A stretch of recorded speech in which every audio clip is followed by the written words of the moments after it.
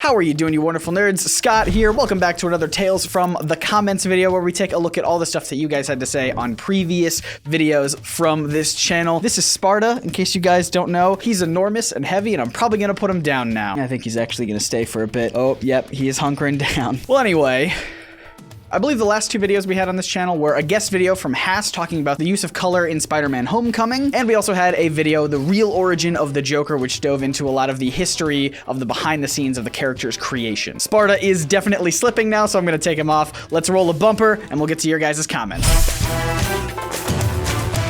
I replaced my cat with iced coffee, and I have no regrets. Anyway, let's get into your comments, starting with the video about how Spider-Man Homecoming uses color. If you haven't seen it, it's a great video. There'll be links in the description and at the end of this video, and I was not in it. I had nothing to do with it, so let me be the expert to field your questions. B-Things says, this was really neat. I wish more movies put thought into colors and color theory. I'm in film school, and so much time is spent discussing how important it is to have all these camera motions that sometimes don't actually signify anything. And we get next to nothing about how to use color to enhance our storytelling, even though a lot of really good movies do. I feel you, man. I was a film major as well in college. I was in a pretty similar situation where I just felt like I wasn't getting anything out of my actual classes. You know, we definitely learned about camera movements. Film's obviously a very creative medium. There's a lot of movements, like you were talking about, framing and color, and there's so much to dive into, and color's certainly a huge part of that. Film, very much like comic books, is a super visual medium, so it's definitely something you gotta pay attention to. I think Hash did a really good job of highlighting how Spider-Man Homecoming does it pretty good. Batman kicks ass. Oh, great.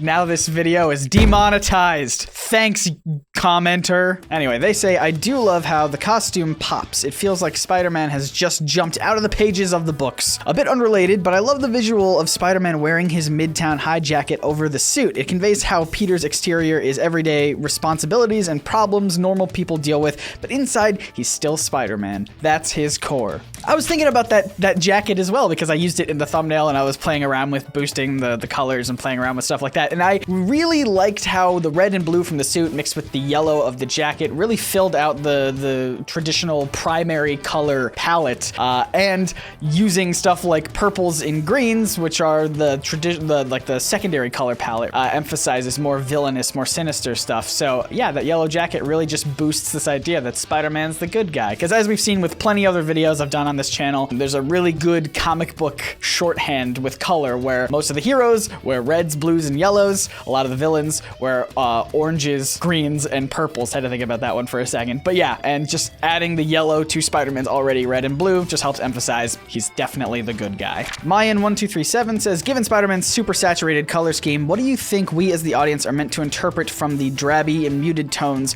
of green that Vulture has in costume? It almost feels as if there's another dichotomy between the spectacular and the mundane because of this difference in color tones. Peter as Spider-Man was initially a spectacle for New York, as he was caught on film in brief YouTube videos as a bit of an urban legend, whereas Vulture and his crew seem to try and represent the concept of mundanity and the everyman, with their working class backgrounds. Even the alien technology that Vulture obtains for his suite was initially treated with apathy since New Yorkers grew more accustomed to attacks like these. I don't know. Similarly, Jack Edwards points out that Spider-Man's costume is very bright and contrasty compared to the Vulture, which has like a bright and dark effect. Yeah, totally. It really did feel like Spider-Man was this very otherworldly, like the purple alien technology. Spider-Man was bright and punchy, and you could see him no matter where in the frame that he was, whereas Vulture did have color. He did have a little bit of green, but it was pretty muted. It was pretty hard to see. He was dark a lot of the times in dark scenarios. So yeah, I think it does pit them against each other as even just feeling different when you look at them.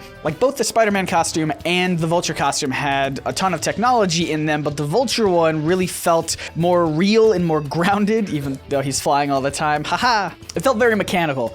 And Spider-Man's costume, on the other hand, felt very futuristic, high-tech, of course, because it was designed by Stark. So even though they are similar in the fact that they're super high-tech suits, you can still tell that they're visually distinct from one another. And of course, there's all sorts of examples in storytelling where like the villain is very dark and has jagged edges and looks rough, whereas the hero is very sleek and shiny. Unicorn Rebellion says, I love the new icon. Thank you. I'm wondering how many people haven't noticed yet. I'm still in the process of tweaking it and updating it everywhere, so if you hate it right now, know that you're gonna have to deal with it most likely. I like it. Potato Pug says, when you mentioned how many Spider-Man villains share the color green, it reminded me of an older NerdSync video where Scott talks about how green and purple usually colors for villains and blue and red are the colors for heroes. Hey, I was just saying that earlier in an earlier account. Where were you? They go on to say, this is really confusing to me because I always saw green as the color for nature and life and red as blood spilling when you get hurt. And blue is the color for sadness, like they say about Picasso's sad blue period. Also, you always see bad guys in cartoons with red eyes and stuff. Whoa, a wardrobe change. So I recorded my response to this question a couple days ago, but I wasn't super happy with it, so I'm just gonna go ahead and quickly kind of amend some of my thoughts. So obviously, first and foremost, colors can be used to represent all kinds of things, right? Red, yes, can represent rage and blood, but can also represent love and passion. Green can represent nature, of course, and with that comes things like even poison and toxin, but it also can represent greed and money. Blue, sure, sadness again, but can also represent calmness, right? A nice blue sky day, it's relaxing. So obviously, Hass and I were not trying to say that colors always represent one fixed thing that can be used to represent all kinds of things. But when it comes to comic books and superheroes, I did want to bring up this book right here, Super Graphic, which is super great. I've recommended it before. So if you don't want to take my word for it about how superheroes use primary colors and supervillains use a lot of secondary colors, you might like data and graphs like these. This chart is actually called Superheroes and Primary Colors, and as you can see, it kind of outlines a lot of popular characters and the color schemes that they use. Lots of reds, yellows, and blues, but if you turn the page, you get the same chart, but for supervillains, and you can kind of notice a theme. Supervillains and secondary colors. So yeah, again, check out this book. It's really great. But to go back to the colors thing for a second, I've made a couple videos before about how colors are used in comic books. Maybe we can throw one or two thumbnails up here. I talk a little bit more in depth about the use of colors. It really kind of goes back to the color printing process, the limited technology back in the day, and also the need and even technique of making your heroes stand out against a background so that the audience, the readers, can follow it from one panel to another without actually needing to see the hero in detail. They can just see the very specific colors and know that that's that hero. It's almost like you can put a blob of like blue and red fighting a blob of green and purple, and you know which one to root for almost instinctively. Of course, there are many exceptions to this, as I've talked about again in those other videos, Hulk and even Aquaman using a lot of secondary colors. Green Lantern, of course, being green, but you get the point. Colors are just another tool that artists use to visually tell the stories, and representing superheroes in mostly primaries and villains in mostly secondaries is just kind of a nice visual shorthand that developed over time. Anyway, let's go back to see what Past Scott has to say about the next comment. Super String Cheese says, this is Color Theory 101 for visual artists. The orange and teal palette has been a staple in painting for hundreds of years. Humans prefer orange light, presumably because we associate it with sunlight and because our eyes work best in that range. The foundation of vision is contrast, so we tend to find complementary opposite schemes the most interesting. Painters use this knowledge to direct attention and elicit emotion in a piece. The interesting thing is that it took so long for filmmakers to catch up. I don't think it did take super long for filmmakers to catch up, though. I mean, I'm no film expert, so allow me, a person who is neither a, painting arts expert nor a film buff, to give my thoughts. From my perspective, I don't think it did take filmmakers very long to catch on the use of color in film. The fact that these things are considered tropes, I think kind of points to that. If you're referencing, I think Hass mentioned "Oh Brother, Where Art Thou?" as like the turning point of very strong color manipulation in film. That's certainly not the first time filmmakers have used color to elicit emotions and draw contrast in their image. It's just a really extreme example of, I think, digital filmmaking? No, that's not right. Digital coloring. And also when you say that it took so long for filmmakers to catch up, I don't know. I still see film as like a pretty new medium in the terms of human history, especially color film. I mean, yes, it's been around for decades, but think of how long painting has been around for. Do you think caveman painters were using color contrast? They probably were, actually. You know what? Those guys are smart. You get my point. It takes time for a medium to evolve, and film is still evolving today with brand new technologies popping up all over the place. So now that my opinion's out there, and I'm pretty sure everything I've said is 100% accurate and can't be challenged whatsoever, tell me everything I got wrong in the comments. An average comic book channel says, hey, I'm right there with you, bud. They say, Scott, you look a little bit different today. Also, what happened to your accent? It sounds better. Thank you. I was getting over a bit of a cold, so I apologize if I sounded a bit off. I'm getting better, but in doing so, I think I'm sounding a little bit worse. I miss my accent. Nanderman says, brilliant, mate. Thanks for your observation and analysis. I may never be able to not notice the orange and teal in movies from now on, so you may have ruined movies for me forever. But it was quite interesting. Cheers. Yeah, we actually had a couple comments like that about how people didn't notice the orange and teal effect until Haas brought it up and pointed it out, which is really interesting to me because, like I said, I was a film student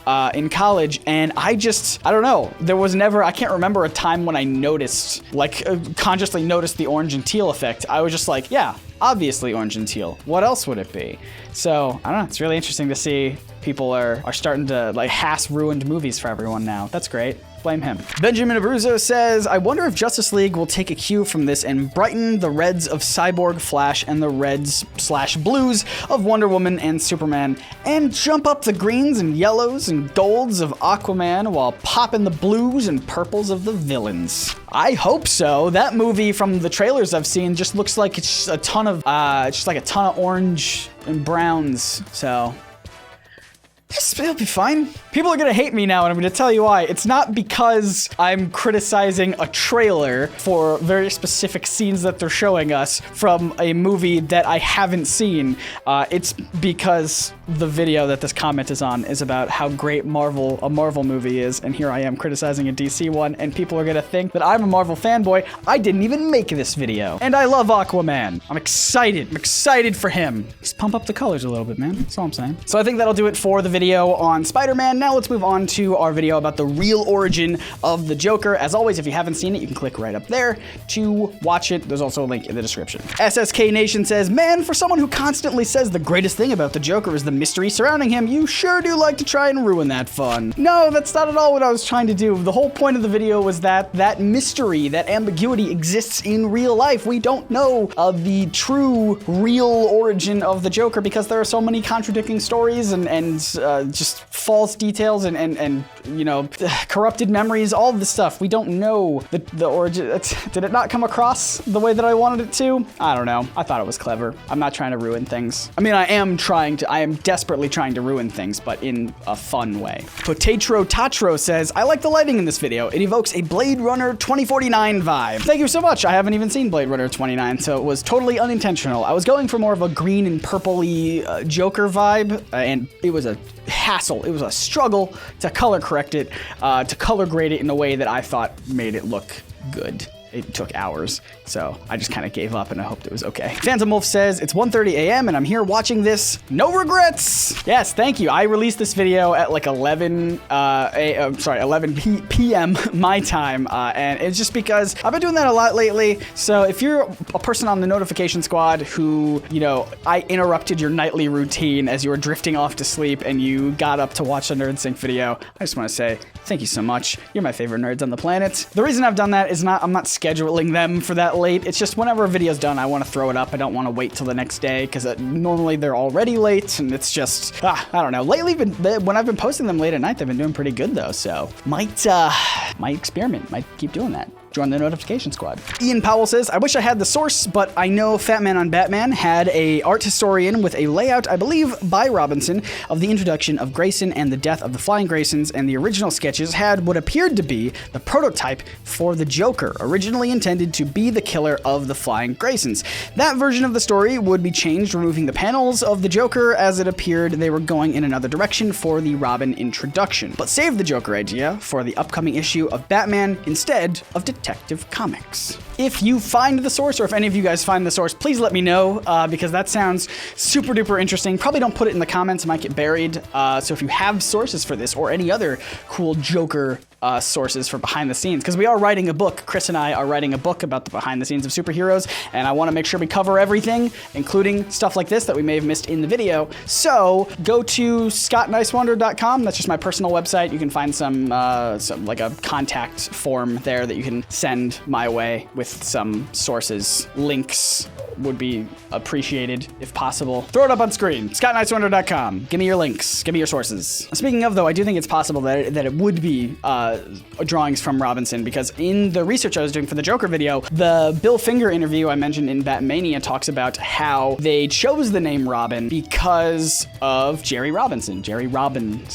So Fun stuff. Again, more info to put in the book whenever that comes out. Speaking of kind of a small break in between here, we actually put the first 7 chapters of the book over on Patreon. So if you're a Patreon supporter, or if you want to be, you can read the first 7 chapters of our book right now over there. It's good stuff. Back to your comments. Zolkable says, can you do a video on how much of a scumbag Bob Kane was, or did you already make one and I've yet to see it? I have not made one. I was thinking about doing that, but thank you for reminding me. This was something I posted on the NerdSync Twitter, which is just at NerdSync on Twitter. It's a little piece of text from a blog post I read, and I desperately wanted to fit it into the video because it's so brutal. It's just this little part here, we'll probably have it on screen, that says, for Kane, the word draw was interchangeable with the word trace. And I love that. That's such a satisfying sentence to say when you learn all about Bob Kane's history, which, by the way, if you didn't know this, we put sources in the descriptions of all of our videos that need sources, which that one did. If you want to go back to the real origin of the Joker video, look in the description. There's a ton of sources in there about Bob Kane. There's a really great one from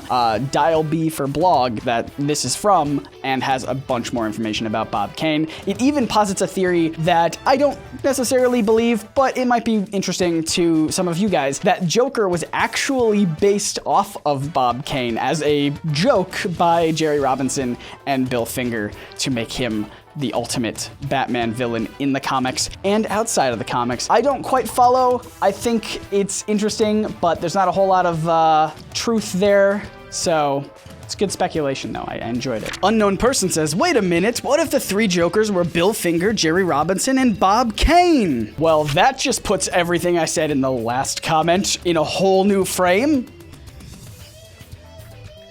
I like this.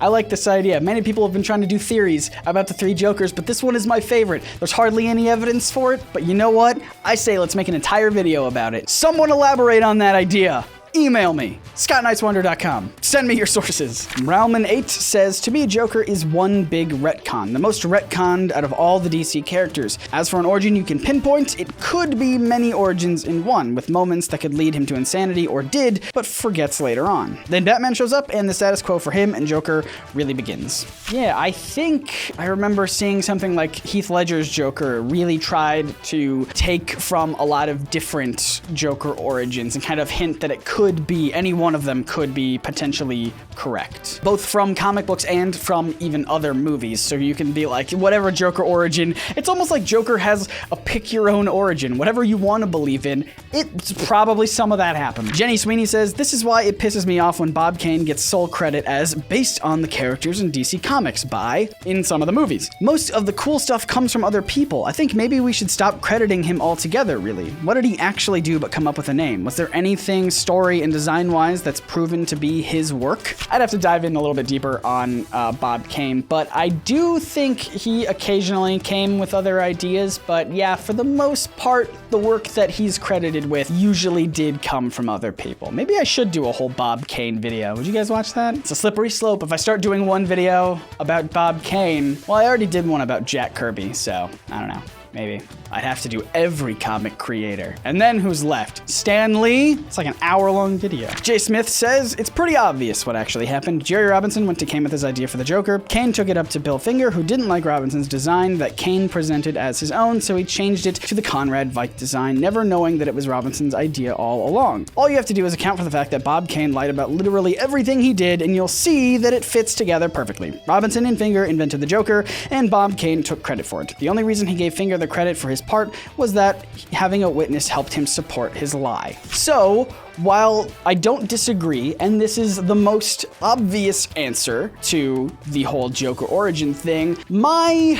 whole thought process with this is really just the fact that we'll never know for sure. Can you make an educated guess and come to this conclusion? Yes. Is it likely what happened? Yes. Is it something we'll ever definitively know? No. And I'm saying that in like the strictest terms. Like, is there any evidence any hard evidence, non-speculative evidence that we can find that would point to it? Because saying that he lied a lot doesn't mean that everything he said was a lie. I'm not trying to defend Bob Kane here. I'm just saying from my point of view, it's very clear the conclusion we can come to when we speculate stuff like this, but again, is it something we'll ever know definitively for sure? I'm gonna say probably not. Kyle Detman says, cool to hear about the book. We'll definitely want to pick it up. Do you have some sort of list of all the books you used for your research? A lot of people have been asking me to come up with a list, like some sort of spreadsheet or something that I can put on the internet of books that I'm reading and books that I use to research. And I might do that.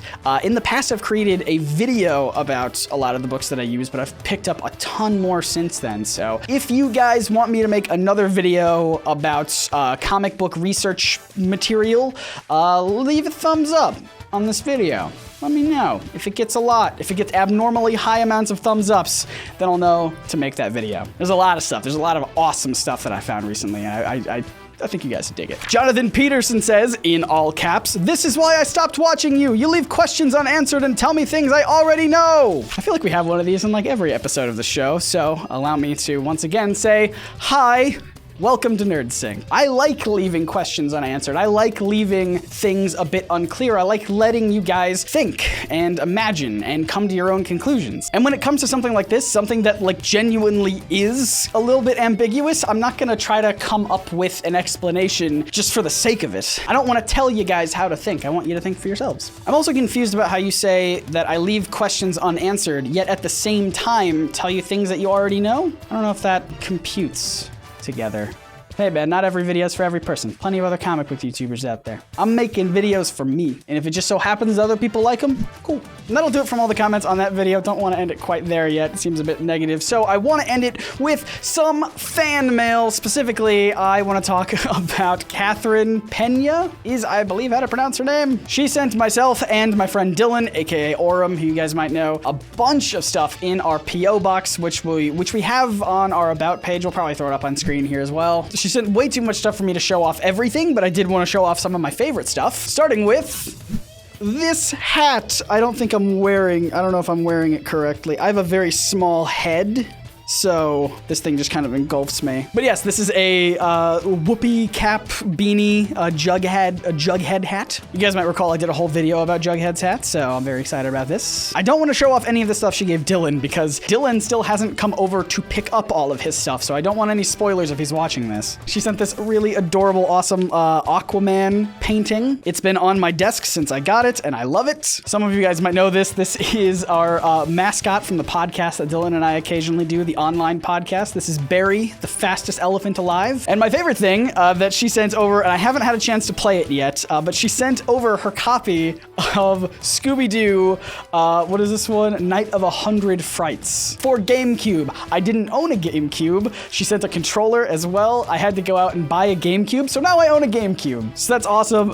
So this just scratches the surface from all the stuff she sent. She also sent like very long handwritten letters, which were very nice to read, and just a ton of other stuff that's just super cool. So I wanted to throw it out there again. If you guys didn't know, we have a P.O. box. You don't have to send us anything, of course, obviously. But if you wanted to, if you were inspired to, this is it again, somewhere on screen. And if we get enough stuff in, we might make it a regular part of the Tales from the Comments videos to do some fan mail unboxings. We'll see how it goes. So huge thanks to her, and also huge thanks to all of our patrons over at patreon.com/nerdsync who help support this channel, help keep the videos flowing, especially Christopher Lang, Keaton Lampert, Elizabeth Monsell, and of course, all of the wonderful nerds over there. Once again, patreon.com/nerdsync if you want to get involved. If you missed out on the last few videos, you can click right here to watch the one about Spider-Man Homecoming's use of color, or you can click right here to learn the real origin of the Joker. I had a lot of fun with that one. Thank you guys so much for sharing that one around as well. Anyway, my name is Scott, reminding you to read between the panels and grow smarter through comics. See ya.